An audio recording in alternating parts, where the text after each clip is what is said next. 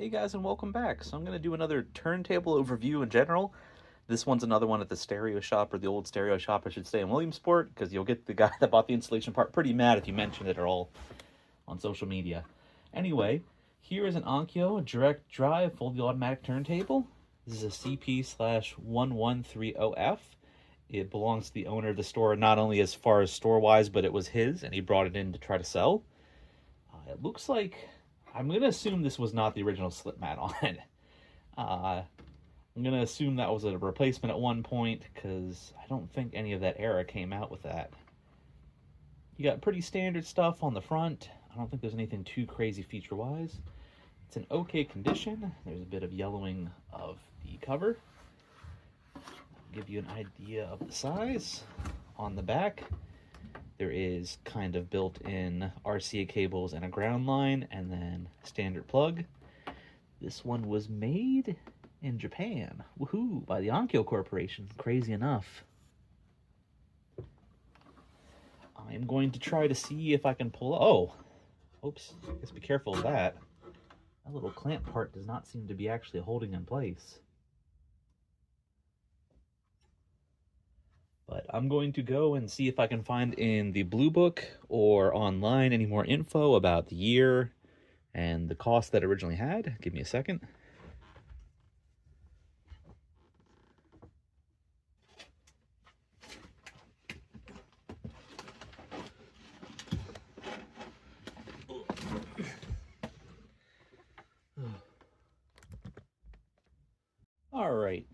All right, so I was able to find it in this book. So CP/1130F.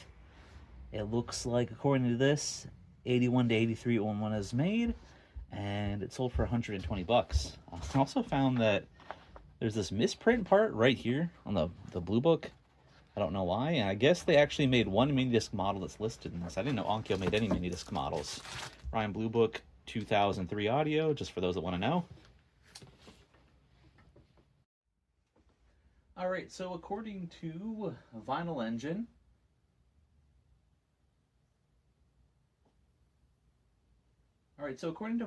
this thing weighs about 5.1 kilograms. There doesn't seem to be a year on there, any info as far as price.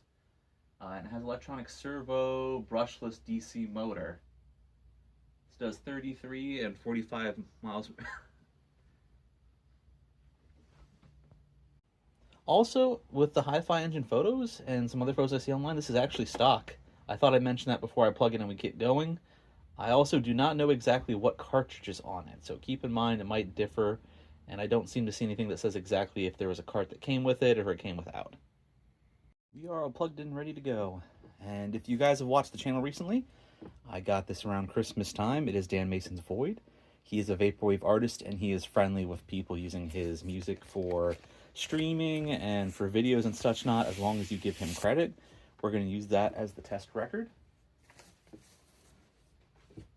I got this on Discogs for a fair price.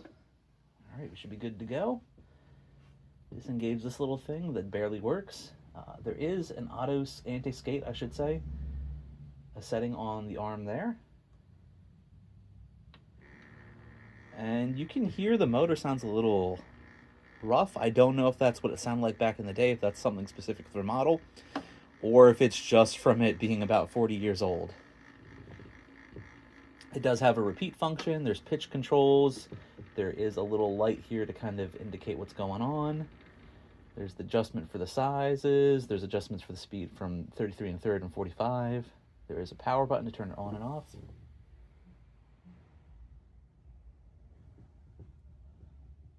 And we should be getting audio soon. Let me just turn up the volume. So the cue function works, and note to self, make sure you plug in speakers whenever you unplug a set to swap them out. All right, that should be about it. It does have a search function, so yeah, that works as well, which is kind of cool.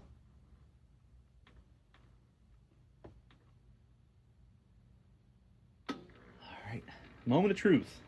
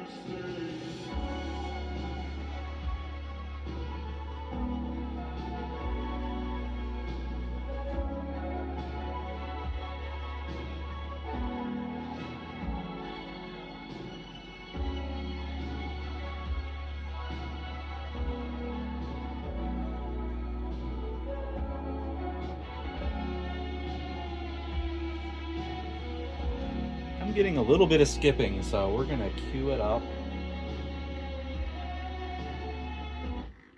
Okay, so I adjusted it. All right, so I adjusted the record itself was not really kind of leveled or flat. I kind of changed that. We're gonna put it back down. Kind of listen to it on the final track.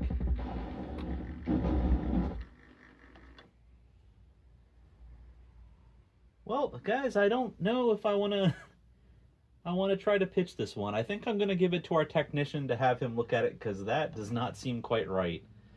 Hopefully I did not mess up my good album.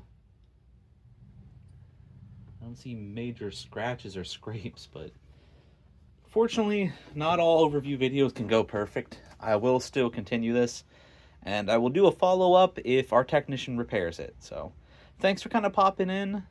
Let me know if you had one of these units. Let me know what you think. Stay safe, take care, and I hope to see you guys again soon. Bye for now.